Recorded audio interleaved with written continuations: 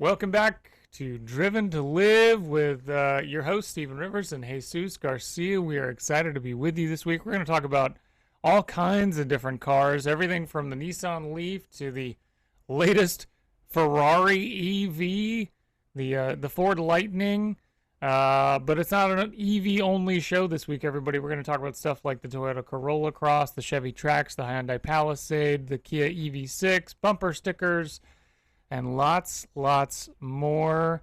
How have you been this week, Jesus? What have you been driving? I enjoyed it a lot this week because I went on for the first time ever. I had back-to-back media press events, which never happens, but I did feel like a jet setter for a little minute. So I drove the Ford Lightning EV pickup truck in rural Texas, and I drove the all-new Hyundai Palisade in Miami. And I'm also driving a 2026 Toyota Corolla Cross pre-production model that's parked outside. Uh, but what I really want to talk about first is this late breaking news with Ferrari having a very bad day on Wall Street after announcing plans to create an electric Ferrari, which I thought was mind-boggling that they even decided to do that because they don't have to do that. They're one of the few OEMs that don't have to go electric at all. Yeah, it did not exactly go the way they had hoped. Hopefully, you readers, or I should say listeners on YouTube, can see shares slipped 15 or more than 15% after Ferrari released its very first EV called the Elettrica. There's only one C in there, and it's at the end, everybody. It's Uh, Italian for electric. Get it? Amazing. Kind of like Lamborghini with the Fenomeno. Really on the nose with that one, guys. Uh, I mean, the stats don't sound terrible. I'll be Of course totally not. real. 986 horsepower, 330 miles of range, 0 to 60 in 2.5 seconds. And I don't think, if memory serves, as of this taping, Ferrari has not actually shown us what it looks like.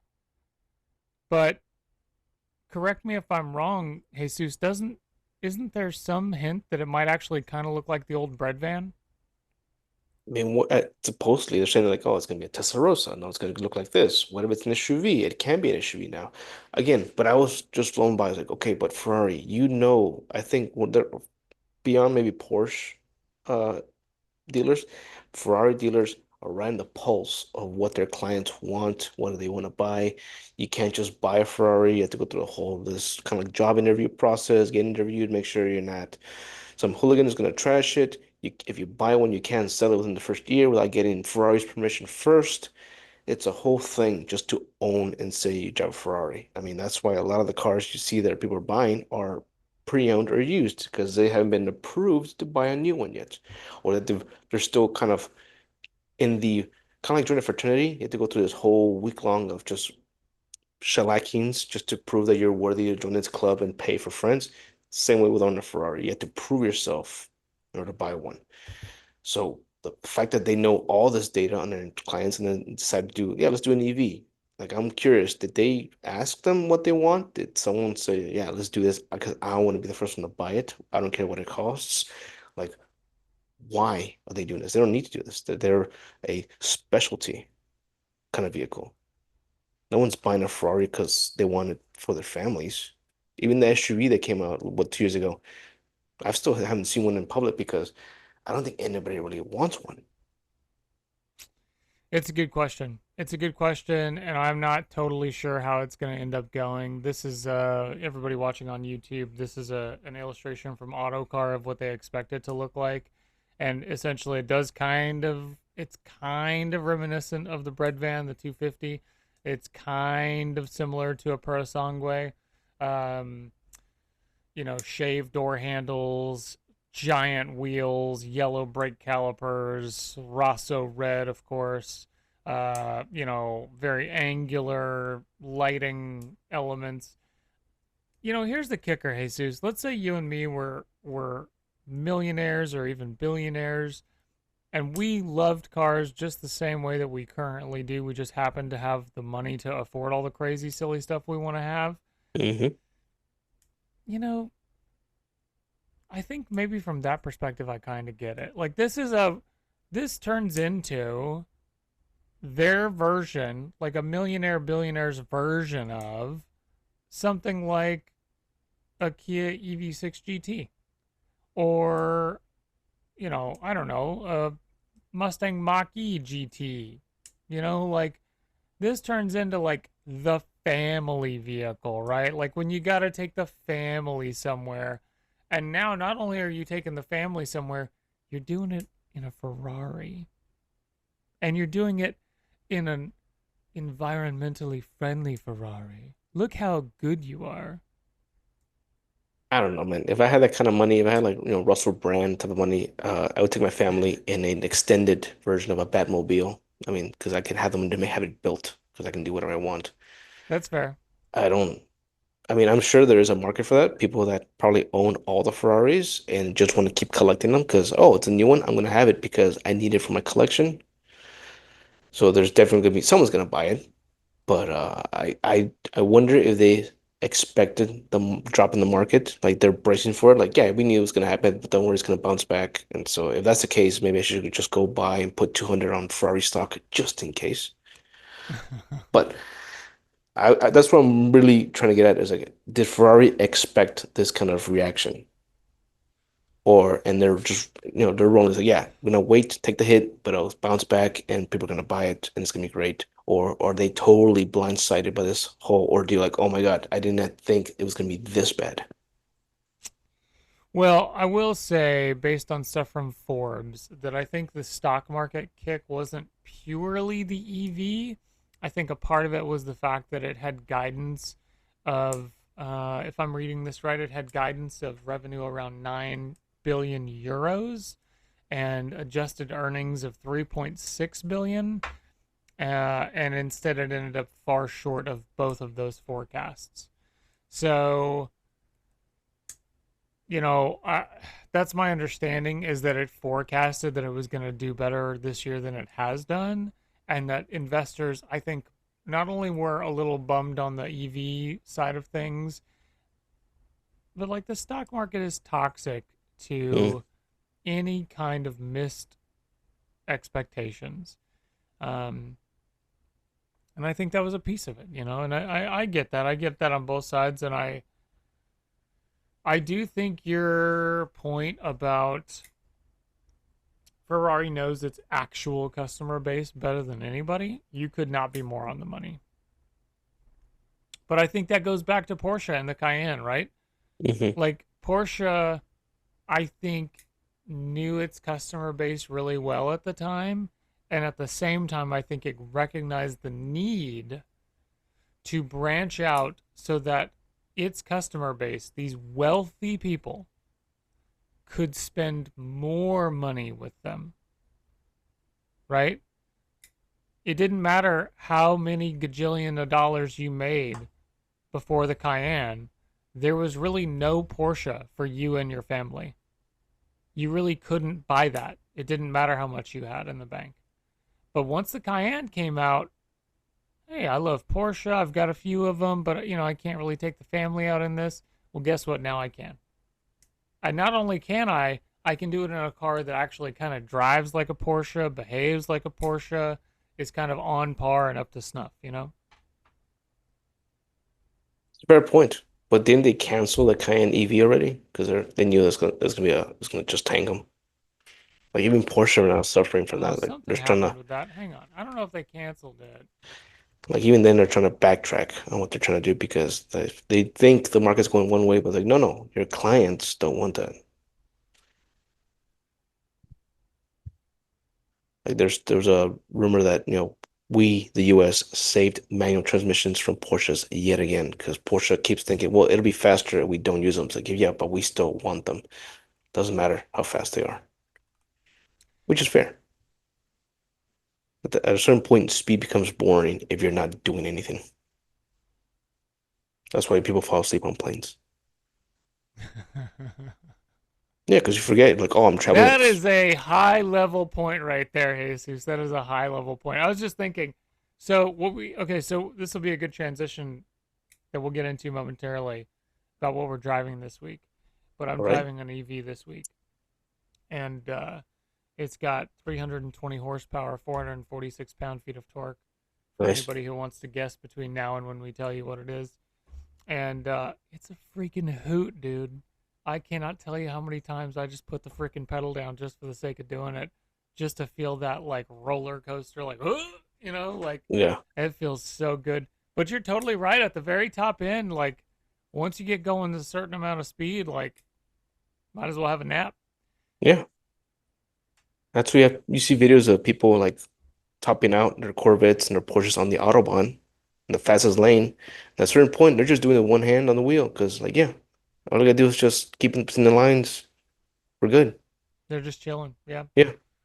Um, so it looks like the Cayenne EV is not canceled, but it's there's a decent chance that they're gonna push back or delay the 718 EV. Hmm. That wouldn't shock me. And the Macan combustion car is coming back after they said it wouldn't. So yeah, times are changing, man. Times are changing. No way around it. It's Um, fluctuating. it really is. And again, I don't know what could possibly be done about it. Uh, the political situation in the U.S. I think has a lot to do with it. EPA regulations changing and carbon credits and things of that nature and all that good stuff. So, Well, speaking of what are we driving? yeah. What are you driving this week? How's it been? Well, not counting last week. What's it? Yeah, this week. Want to talk about while we're still talking about EVs, Ford invited me out to the country to drive an EV pickup truck, the Lightning F-150.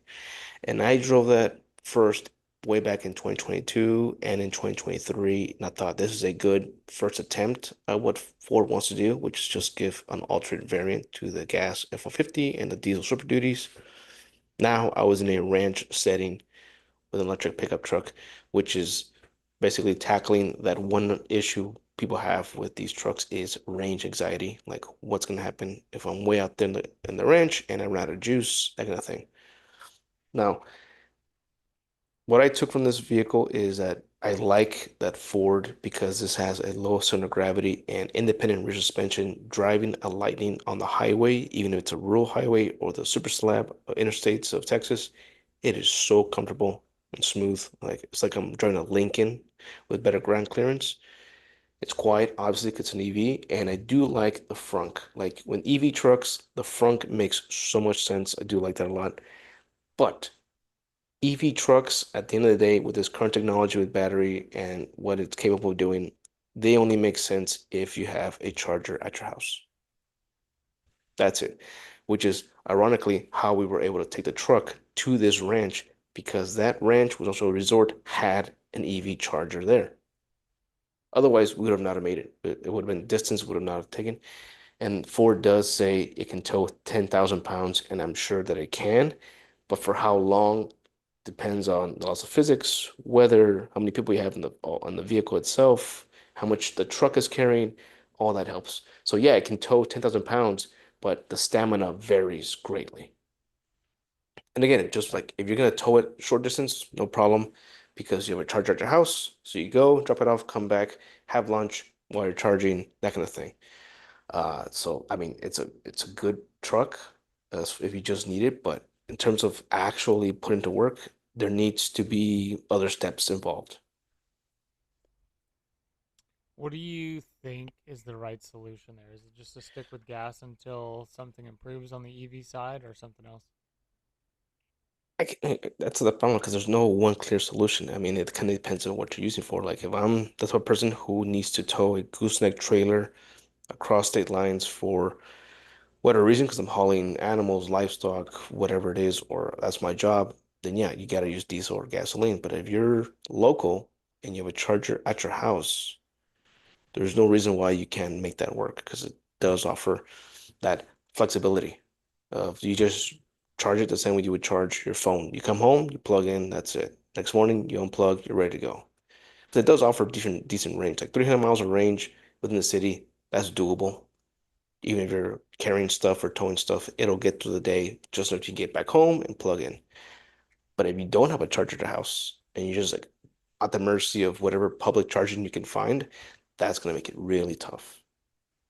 Let me ask you this: as a guy who, like I never really tow, I never really haul anything crazy. Um, is the right solution actually extended range EVs?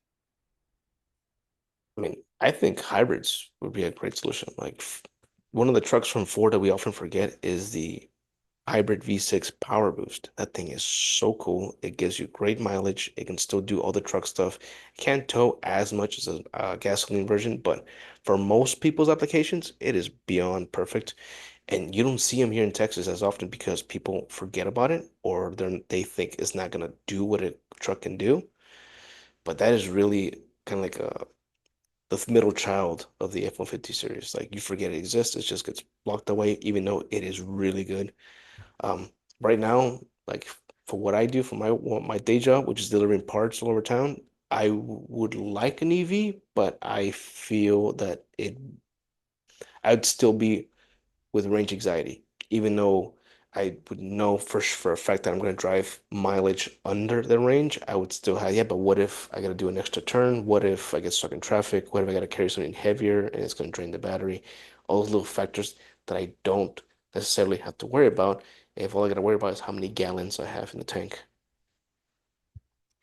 Yeah, I wonder if range extended EVs, so EVs but with a gas motor that powers the battery, are not going to end up being the thing in the Yeah, well, future. so wouldn't that consider that's just another hybrid with a specific turn because now the engine is not powering the engine does not power the wheels at all. It's just there to feed the batteries, Right.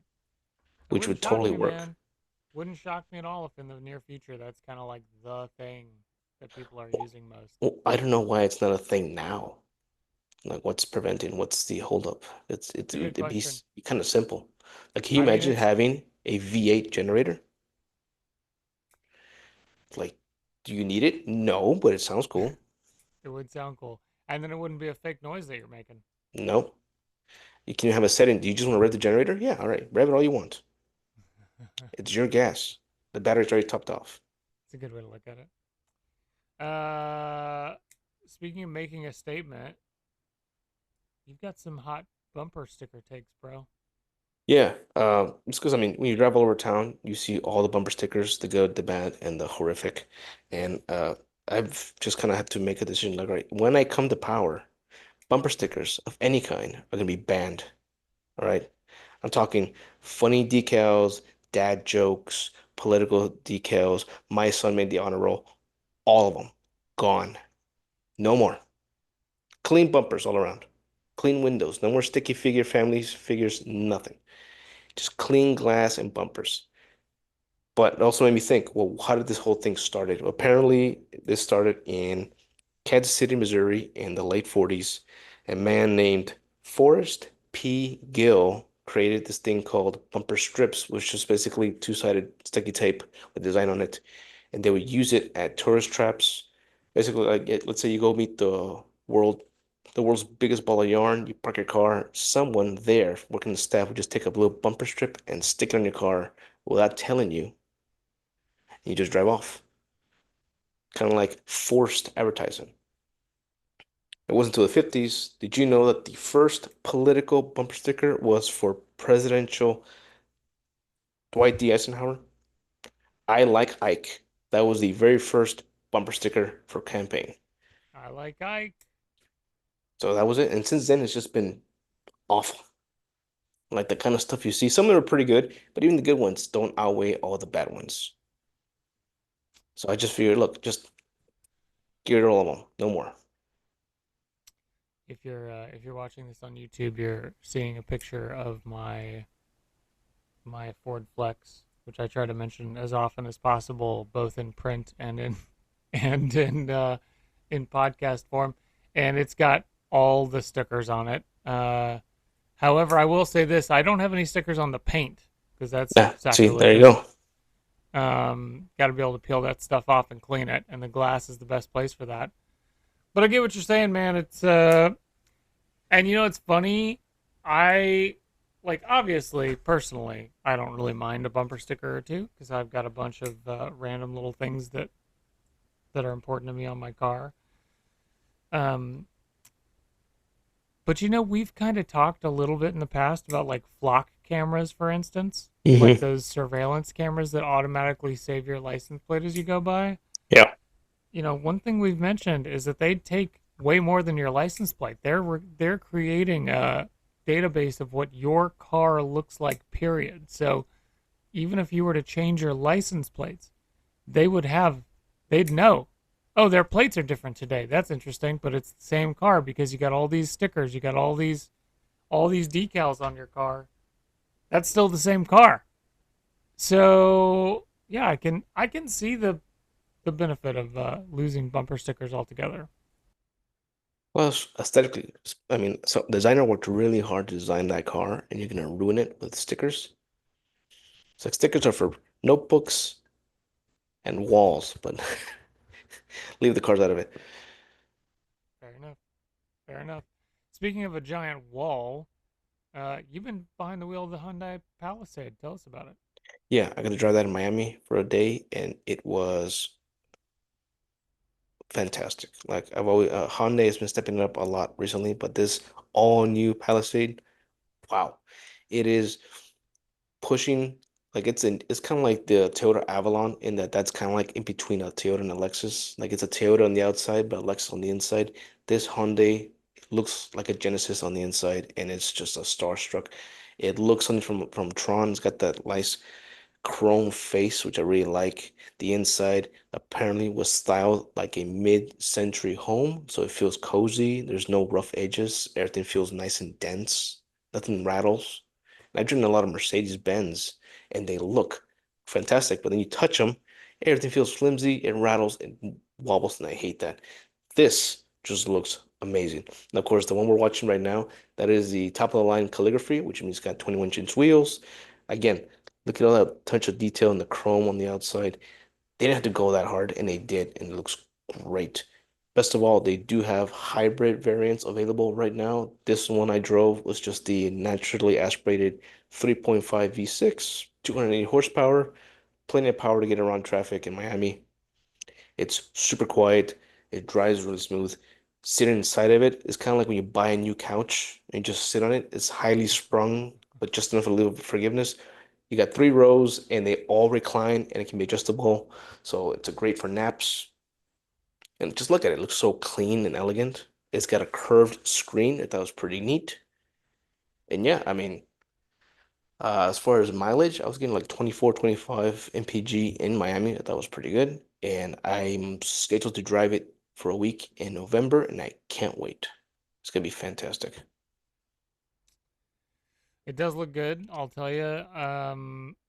It's been a while since I've driven one of the twins, the Palisade or the Telluride, but I think like most everybody, I've been pretty impressed by them. I think Yeah. it's a good example of how far Hyundai has come in general as a group. Um, the Genesis vehicles are excellent. A lot of people complain to me about how good their warranty coverage actually is, not what they say they cover, but how Hmm. easy it is to get them to cover stuff. That's That nice. seems to be the only issue I've ever heard about from them, because everything else seems to be pretty fantastic. So, looking forward to looking forward to trying that out myself. Yeah. All I can say Is it is first impression, really good. That thing looks so cool.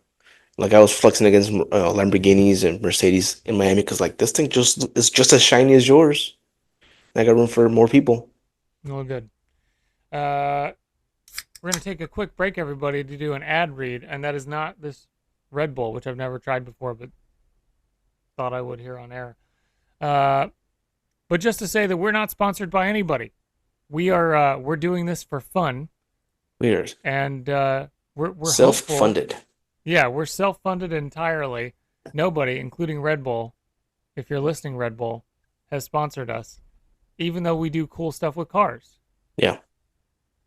These are all our original thoughts as car people who happen to test cars. Yeah, automotive journalists who do the job, who go on the trips, who test stuff before the public is allowed to test it. And we're here to like explain to you what that experience is like, to help you understand that better, to help you understand unfiltered things that unfiltered ideas that come about regardless of what we get to test, where we get to test it. No one's paying us to say good things, and no one's paying us to say bad things. So you're getting as real a commentary as you possibly can. Yeah. For example, Speaking, look, yeah, go ahead. for example, you want to start off with the Toyota Cross now? Yeah, I was just gonna All head right. there. I was just gonna head there. Me and Jesus on the Yeah. same page so often. So Jesus and I often get to drive the same car, but oftentimes it's at least a few weeks, if not a couple of months different. Every once in a while, Jesus and I get to go on the same trip at the same time. That's how we met. It was pretty dope, and here we are. But point is, pretty rare that we actually get to drive the same car, really similar, like in really similar timelines. I drove the Toyota Corolla Cross. What was it, Jesus? 2 weeks ago? Yeah, but yeah.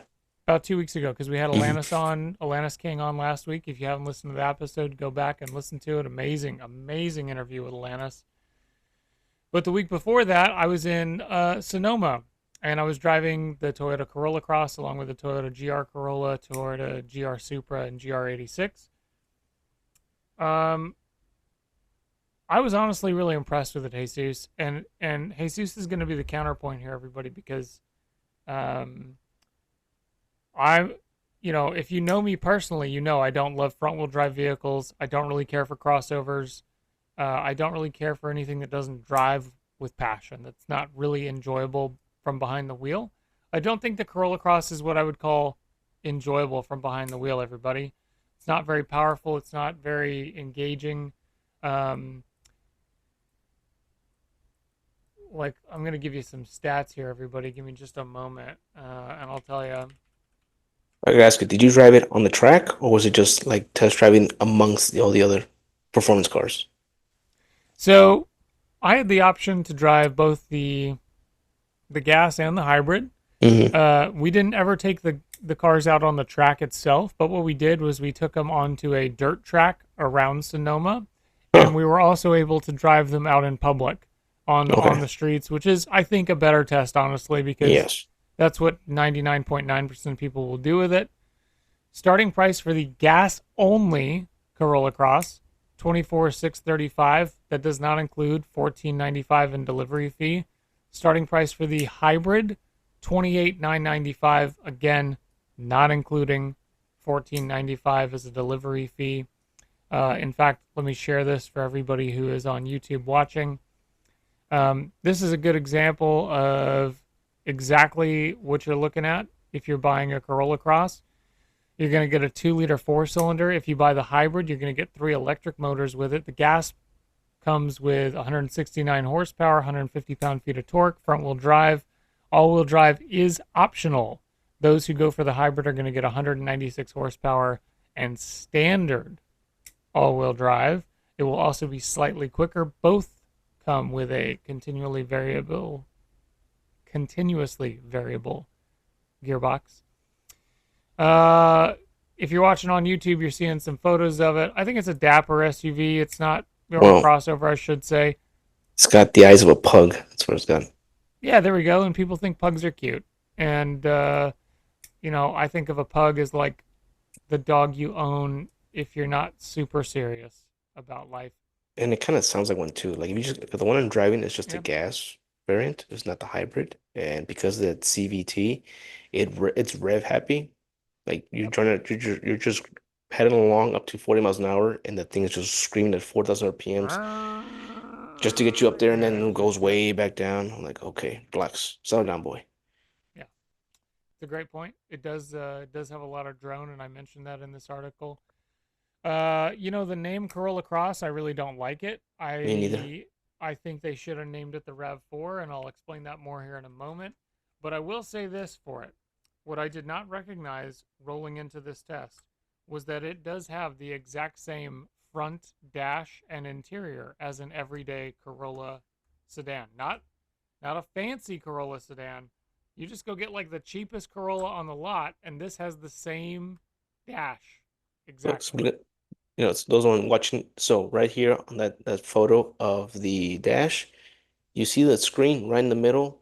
And what really bugs me, and it's just like a really strong nitpick, is there's no volume dial. It's just buttons to slide it lower or higher, and that drives me Yeah. nuts because I'm used to just rolling the little dial for volume. It's the easiest button in the world. Like it doesn't Yeah, have I that, just bugs me. yeah, me and Jesus are 100% on the same page here. I complained about it too. Technically, the driver has the ability to turn it up and down, but guess what? It's a button again on the steering wheel. I don't know why automakers do this to us, where they're putting buttons for volume when I think everybody has agreed for a long time that a simple dial is the way to go here. You know, it would be cool if they made, like, at least on the steering wheel, if the option for audio volume was that scrolling mechanism we had in the iPods. I missed Yeah, that you're so right. much. That was so You're cool. right. That was cool. That was such an intuitive and fun. You almost wanted to play with it just to play with it. You just roll your thumb across the little pad and boom, volume. It's magic. Yep. And the most disappointing thing about the Gorilla Cross, at least what I've driven, because I drove this morning on a two-lane country road way out there in the sticks, because that's a good get a good chance of curves, swooping ups and downs. Mostly that road's a little bit rough, and so I'm also testing um, how loud it is and road noise. And the Corolla Cross failed because it is so loud, even at 65 miles an hour that even though this one I'm driving has the optional, performance audio speakers, I had to turn up way up just to drown out the noise, and it was just a mess. Like it's too noisy. My overall opinion about this little SUV is that it is an airport budget rental. That's what it was made for. It is, I don't recommend it for families. It's very cramped on the inside. Mileage is good, 29, 30, 31 miles per gallon is what I've been doing. Um, Sounds terrible. It's very loud. And I'm just thinking, why don't I just buy a Corolla? What's the point of this? Well, I'll tell you. Here's the kicker. You and me both like the Chevy Trax a lot. Yeah, much We better really do. and cheaper. Um, the Corolla, yeah, the Corolla, or I'm sorry, the Chevy Trax is indeed quite a bit cheaper. I want to say it starts in the 24s. And even if you pay top dollar, you pick every single thing you can possibly get in it, you're going to pay under 28 so long as you're not paying a markup. That's a pretty solid little car. Yeah, Uh, but I will say this, in my opinion, if you're going to pay anything close to 28, just get the hybrid Corolla Cross. And let me explain why. You get more power. You get standard all-wheel drive. You get better safety equipment. I'm pretty sure we have not crunched the numbers, everybody, but again, we're not sponsored. We're doing this for fun on our own time. I believe it is technically more spacious than the Trax. Um, so more power, potentially a little bit more space, definitely all-wheel drive, way better fuel economy than the Trax because it's a hybrid. And if I remember right, Toyota has a better warranty too. So they have the same powertrain and limited warranty, but I believe Toyota offers more free maintenance. all right. Well, I can trump that. The Go Trax for it. drives better, and that's it. Oh. Because I mean, if you're gonna be The sitting in this car Trax all day is every day, way slower. Hold on. The Trax is way slower. However, well, I do think the steering is better in the Trax. I'll give you that. 100%. it rides better, the steering's better. You say it's slower, but then again, compared to we're just cruising around in school districts and Yeah. highway driving normal. No one But then buys what these does it because they're matter how gonna it drives? because you have to sit in it all day at low speeds. If it's fun at low speeds, it's fun, period. Okay. There's a lot of fast cars that aren't they're also boring at low speeds. The tracks, I liked it because it's fast at it feels zippy at low speeds. I'm just cruising around the city. I really like it. It drives like a little Chevy Malibu, which is what I really like about it. It's got sedan-like feel to it. Corolla Cross, if I had to drive it every day for my job, I would be severely upset because I hate the way it steers. The safety, yeah, it does have more safety features, but that means it won't shut up. It's always beeping about something. It's definitely a car for like it sounds like it's built for Gen Z because they assume that they're going to be even more distracted than we are, and so it's just beeping for every little thing. The lane assist fights you because it panics. You just veer a little bit and it starts to jerk the wheel towards the center of the lane. It's a little alarming. I just don't like it. But you're right. As far as the name Corolla Cross, I mean, it could. I don't see why they could have just called it the RAV3, the RAV2, something like. All right, it's like the RAV4, but a little bit smaller because They basically what should it have called is. it the Rav4. That was my headline. Was that it's the Rav4 for the new generation. So what's the RAV4 gonna be now? That's a good question, everybody, and you're gonna find out next week after I test the Rav4. Oh yeah, Because that's the kicker. I'm leaving tomorrow. For everybody listening and watching, we're taping this on the 12th of October. I'm leaving tomorrow for Phoenix, where I'm going to test the RAV4 for a few days.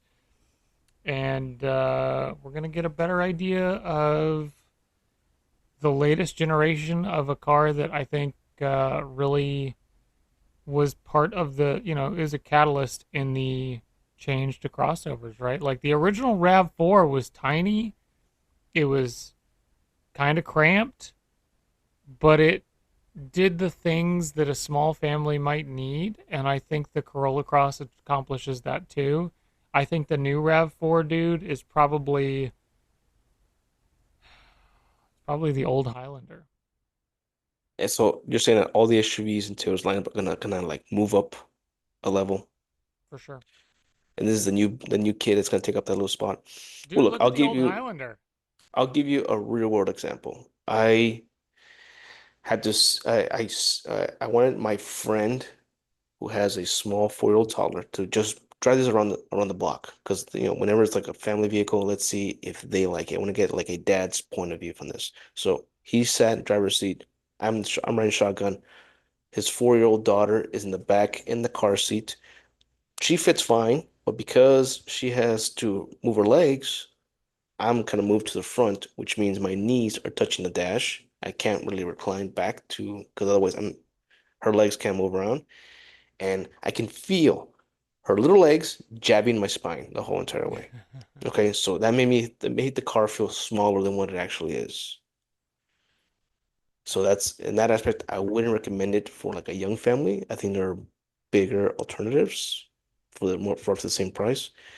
But if you're just like, fresh out of college, going to college, you just need just a single lifestyle car, that might fit the bill because if you don't want to spend that much money. But if you have kids, there's bigger options in the market for that. So take a look. Hang on here. I'm going to Steve, try to one get. thing I want you to ask around when you test out this new RAV4 is, all right, is it bigger? And more importantly, is the price going to reflect that? Because I mean, if everything's moving up, that means they're going to want more money for that new RAV4. Yeah, that's the old Highlander. There's an old Highlander. And now, do Now, they still make it, or is it now just only the Grand Highlander? no, I think there's both. I think you can get a Highlander and a Grand Highlander, but there's the old Highlander. This is like 2004, I think. Yeah, 2004 Yeah, Highlander. So glory four days of doors, Toyota.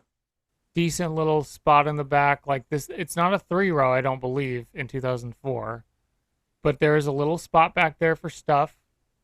Boom, new Rav4. Hmm. I mean, it's Man, dude. I mean, I can say this, with the exception of the Supra, all modern Toyotas look ugly. Like they are. Why are they so serious? They're Toyota. They don't have to look like Lamborghinis. What's up with those headlights? it is pretty Give aggressive, them I'll be give them honest. cute smiles. Bold new front fascia. They couldn't Ugh. write bold new front fascia unless they put that there, Jesus. What are you talking about, bro? Ah, bold I'm simulated. telling you, dude, this is the new Highlander. I don't know. Toyota's been making a lot of weird calls this last 5 years. It's just a pandemic. Um, They're I mean, kind look, of writing my stories for me since they just yeah, keep building cars that are the exact same size as the old ones, but calling them something new. just they're just moving everything up. They are just moving. It's the same thing Subaru's doing. Most every automaker is doing this exact same thing. I don't know. Seems a little lazy to me, but I'm very curious to hear what you find out with the new RAV4. I don't like the way it looks. That front end is just wild. Like, why is this? It looks. I mean, just to wash it. Imagine it to hand wax and buff that front end. Look at that. It's so serious. You're right. It's very It's serious. got a. It looks like it's wearing a football helmet. It's got that brace in the middle. Oh, no joke. No joke. I won't say who it is, but there's another automaker who, within the last year, got me, like, had me come out to a trip and was like, so we tried to make this look like a football helmet. And I was like, are you serious? That's what Why? you were like, hey, we need this to look like a football helmet. Okay. Why? Because it looks tough, I guess. Or I mean, if you're gonna Yeah, do that, make it out of raw steel so it doubles as a battering ram for road rage incidents. Now you're talking. That's what I want. Give me a brush that guard. would be pretty dope. You're not wrong. All right, But everybody. Well, tune in next week. We're going to talk about the RAV4. We're going to talk about what else we're driving. I never got around to it, but I'm in the Kia EV6 GT line this week, oh wow. and we'll talk about that more next week and how that went. Um, any closing sentiments there, Jesus? Uh, don't buy the Corolla Cross. There are better options out there. And I do think the if Mazda CX-30 drives way better. definitely, because it's a Mazda. But I mean, but then again, I'm a little biased because Toyota has been disappointing me a lot in the last 5 years, and I can say that as a Toyota owner. I do own a 2006 Toyota Tacoma, four-speed, no, five-speed, four-cylinder engine, fantastic truck. So because I own Toyota from those glory days, I look at these new ones, I'm like, what happened to the magic? What are we doing here? Toyota, you're killing me. So that's again, we're not getting paid to do or say any of this, so this is all just my opinion. Take it with a grain of salt. Well, next week we'll tell you about the RAV4. We'll tell you what else Jesus has been driving over the week. I'll tell you about the Kia EV6, and we'll tell you about a dog that got taken away from its owner. Hope everybody is having a great week, and hopefully we'll have a good end to that story when we see you next week. Have a great week, everybody.